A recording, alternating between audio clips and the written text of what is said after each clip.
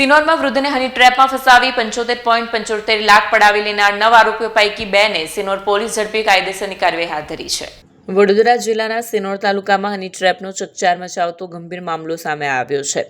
અહીં એક વૃદ્ધ વ્યક્તિને મહિલાની મદદથી હની ટ્રેપમાં ફસાવી આરોપીઓએ ₹75,75,000ની મોટી રકમ પડાવી લીધી હોવાનો ખુલાસો થયો છે. ભોગ બનનાર વૃદ્ધે સિનોર પોલીસ સ્ટેશનમાં મહિલા સહિત કુલ 9 આરોપીઓ સામે ફરિયાદ નોંધાવી છે.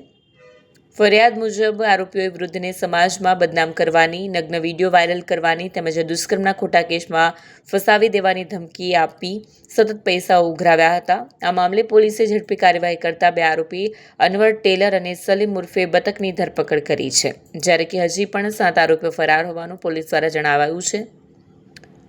સિનોર પોલીસ સમગ્ર નેટવર્ક સુધી પહોંચવા માટે તપાસ તેજ કરી રહી છે અને ફરાર આરોપીઓને ઝડપી લેવા માટે તજવીજ હાથ ધરી છે.